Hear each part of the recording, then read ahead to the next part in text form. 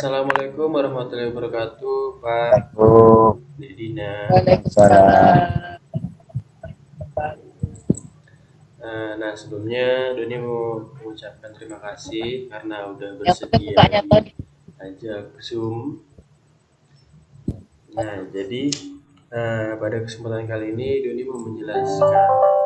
Jadi ada tugas dari dosen untuk mempresentasikan hasil kerjaku ke Bapak Ibu. Nah, jadi ini mata kuliahnya namanya mata kuliah Inovasi Pendidikan Nasional yang diajar oleh dosen namanya Pak Teguh Arisandi, panggilannya Bapak Teguh. Jadi nanti Doni mau jelasin apa sih yang ada di laporan ini tuh. Nah, jadi dari sampul nih laporan tugas kuliah. Tuh.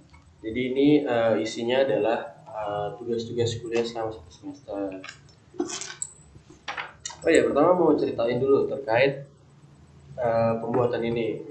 Uh, Terkait ini sih yang paling menarik tuh pada saat bikin sampelnya dijilid. Ini kan pertama kali aku bikin yang jilitan kayak gini. Itu waktu itu aku maunya yang bentuknya hard, yang jilidnya yang hard itu. Nah, tapi pas itu di penjilitannya lagi rame, lagi banyak banyak garapan. Jadi kalau misalnya mau hard itu waktunya lama, sedangkan ini waktu itu deadline-nya udah mepet. Jadi ini bikinnya yang soft. Ini waktu itu jilid habis 20.000. Ini warnanya emang kayak gini, udah aturan dari dosen ya, warnanya juga udah. Ini udah dicantumin logo UNY, judul, logo, nama, dan penjelasan fakultas. Pertama tuh sampul, terus ini ada lembar pengesahan. Nah, jadi lembar pengesahan ini ditandatangani oleh bapaknya, Pak Teguh. Terus ada kata pengantar. Nah, jadi laporan ini tuh isinya adalah segala bentuk tugas-tugas yang udah kita kerjakan selama 1 semester. Nah, ini pertemuan pertama dulu itu ada yang namanya kita mengerjakan tes psikologi gini. Tes psikologi, nah hasilnya Doni itu tipe yang D. Kita baca kepribadian tipe B ya. Kepribadian tipe B ini disebutkan bahwa perilaku dirinya itu berpembicara yang baik. Sifat-sifat dasarnya ada dinamis, spontan, suka negosiasi, banyak akal, tipe yang petualangan, suka jalan, memiliki rasa antusias dan pemberani, energik, suka bermain, tidak teratur dan ada peluang yang harus dicapai. Terus frustasinya ketika sakit fisik dan mental, penyebab saya stres, aturan orang lain dan peraturan ketat. Terus ini ada sarannya di perbedaan ini. Bermain itu baik, namun jangan lupakan pekerjaan dan tugas. Belajarlah untuk mendengarkan orang lain. Coba untuk sedikit fokus dan perhatikan sekeliling Anda.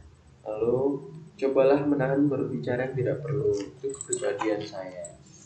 Lalu masuk di tugas-tugas. Ini ada tugas individu. Kita itu disuruh bikin ada jurnal, terus terkait inovasi. Lalu ini selanjutnya ada makalah rumah belajar. Nah, ini makalah kelompok. Jadi kita ada tugas kelompok, disuruh tiap kelompok itu materinya beda-beda. Nah, ini Doni dapatnya materi rumah belajar. Itu nanti kita presentasikan ke teman-teman, ada bentuknya makalah sama PowerPoint. Itu di situ ada diskusi tanya jawab juga.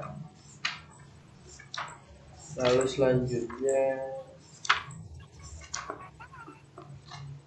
nah sedikit tentang platform belajar itu. Ini adalah platform resmi dari Kemendikbud yang bisa diakses oleh siapa saja. Ini bentuknya adalah sistem pembelajaran interaktif. Nah, harapannya dengan adanya rumah belajar ini akan mempercepat penguasaan materi dari siswa. Itu.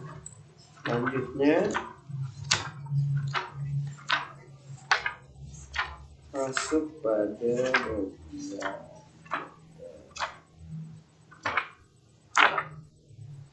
Nih, ini bentuk screenshot PowerPoint-nya, ada PowerPoint.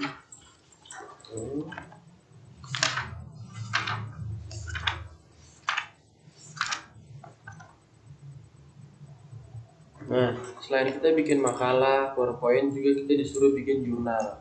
Nah, di jurnal yang kita bikin terus diterbitkan di web yang sudah disediakan oleh bapaknya.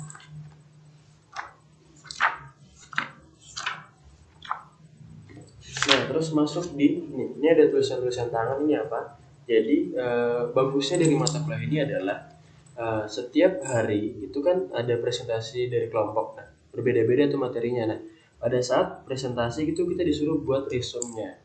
Resume dari materi yang udah dijelaskan oleh kelompok. Apa-apa aja hal yang penting yang harus dicatat. Nah, selain itu juga kita mencatat pertanyaan-pertanyaan diskusinya. Nah, tujuannya apa? Jadi kan ada beberapa tahap belajar itu dengan cara melihat, menulis, juga mengucapkan. Nah, dengan kita menulis ini juga diharapkan itu bisa terekam memorinya ke memori kita, terekam materinya seperti itu. Biar kita lebih ingat dan tidak mudah untuk lupa materi. Ini namanya rubrik tugas, rubrik diskusi, rubrik notulensi diskusi. Jadi tiap hari kita nulis, terus kita foto, kita kirim email ke bapaknya. Ini salah satu bentuk tugas harian. Ini ada sampai selesai, terus masuk di ini menarik, yaitu media interaktif berbasis iSpring. Kenapa Doni bilang menarik? Karena ini pertama kalinya Doni membuat media yang benar-benar berbasis iSpring. Ini belum pernah. iSpring itu sebuah aplikasi. Jadi awalnya kita membuatnya dalam bentuk langkah pertama kita mencari materi. Nah, selanjutnya pada saat sudah mendapat materi kita ubah ke dalam bentuk PowerPoint interaktif. Nah, setelah PowerPoint interaktif, lalu kita convert ke media berbentuk iSpring. Ini. Jadi dia mirip dengan Adobe Flash seperti itu. Ini ditujukan untuk siswa. Nah, materi yang dunia ambil sini terkait materi simbol-simbol Pancasila, nilai-nilai yang terkandung dalam sila Pancasila, dan panjang pendek bunyi. Tuh. Ini udah berhasil dibikin medianya. Terus selain itu juga, selain bikin media, kita juga bikin buku panduannya. Ini ada buku panduan. Jadi nanti siswa yang menggunakan media ini bisa melihat tata caranya di buku panduan ini. Buku panduan, selain itu juga dibikin cover. Ada cover buku panduan, cover belakang, cover depan, juga ada cover CD. Jadi nanti medianya, kalau memang kita mau implementasikan secara nyata, medianya kita kita bakar ke CD, lalu buku panduannya kita print, lalu kita kasih ke siswanya. Lalu ini ada laporan observasi. Jadi waktu itu kita observasi ke SD. Observasinya terkait apa? Terkait kita tanya jawab kita wawancara dengan guru. Waktu itu Doni dapat SD di daerah Wonosari. Nah, itu Doni wawancara 2 guru wali kelas. Gurunya ada 2. Kita bertanya mengenai inovasi apa aja sih yang ada di sekolah tersebut, terus kendalanya apa aja, terus yang diunggulkan itu apa aja. Nah, kebetulan waktu itu gurunya itu lulusan, yang pertama Sanata Dharma, yang kedua itu dari UST kalau nggak salah. Terus, dari laporan observasinya juga kita ubah ke dalam bentuk jurnal. Ini udah ada jurnalnya. Lalu,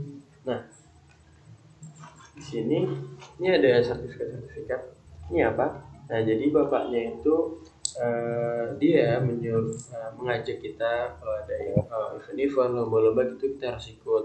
Nah, dari sertifikat-sertifikat ini dan kemenangan ini kita bisa menjadi poin tambahan, nilai plus lah dalam bapaknya memberikan kita nilai seperti itu.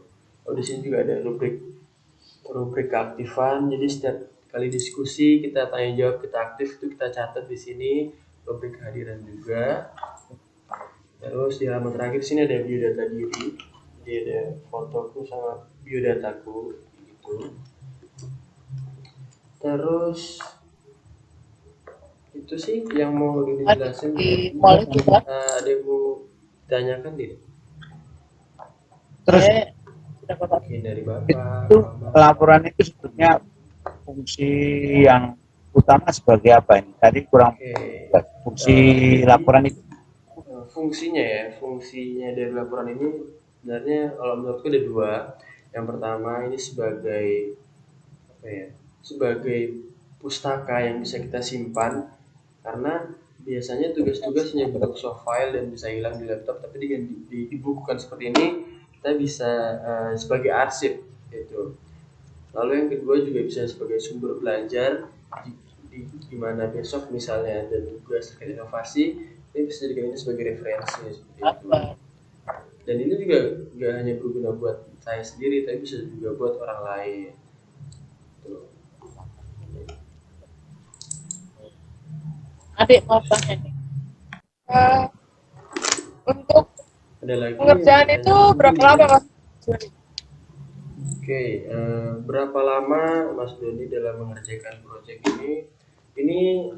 Jadi ini kan rekapan dari tugas-tugas satu semester. Jadi bisa dibilang ini adalah proyek satu semester. Tapi pada saat proses pembukuan ini itu sekitar kurang lebih 1 minggu dari awal merancang, merapikan file-file, terus mengumpulkan file-file yang dibutuhkan, ngeprint dan penjilitan itu selama 1 semester. Tuh. Maksudnya selama 1 minggu.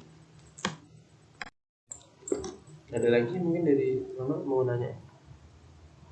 Untuknya sudah tidak ada kekurangan. Oke, untuk kekurangan, alhamdulillah punya Doni ini nggak ada kekurangan, karena kemarin pada saat kita ketemu bapaknya face to face 2 orang, bapaknya periksa ini tidak ada kekurangan sama sekali. Nah, tapi teman-teman Doni itu banyak yang masih kurang lah istilahnya, masih harus direvisi. Ada yang direvisi 1 kali, revisi 2 kali bahkan. Jadi ada temannya Doni, dia sekarang posisinya lagi di Papua, di Manokwari. Nah, itu dia terkait tugas ini dia masih direvisi. Jadi bapaknya dia ngirim ke Jogja, bapaknya periksa, terus saya masih direvisi, jadi ininya kirim ke Papua lagi, terus nanti balik lagi ke Jogja lagi, ya. Ya itu resiko karena ya namanya tuntutan tugas, coba. Dan kalau punya dunia alhamdulillah tidak ada revisi. Oke.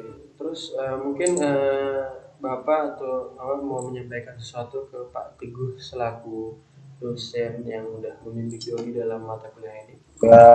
Kalau mau semacam pesan untuk Pak Teguh selaku dosen, ya saya sebagai orang tua ya terima kasih atas bimbingan untuk anak saya.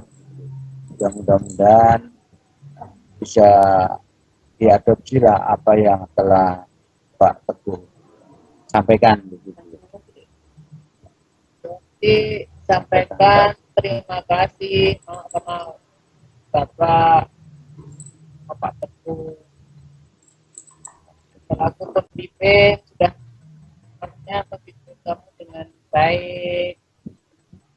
Semoga Pak Teguh mendapat balasan.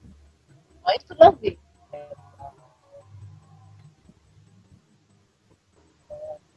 Oke, Pak Bu, mungkin cukup sih dari Mas Doni dari terkait presentasi tugas ini. Terima kasih untuk waktunya, udah menyempatkan waktu untuk Zoom, udah menyempatkan effort. Ya, semoga Doni mendapat nilai yang maksimal dari mata kuliah ini. Amin. Oke Pak, Bu, Doni pamit. Sekian dan terima kasih. Assalamualaikum warahmatullahi wabarakatuh. Dadah.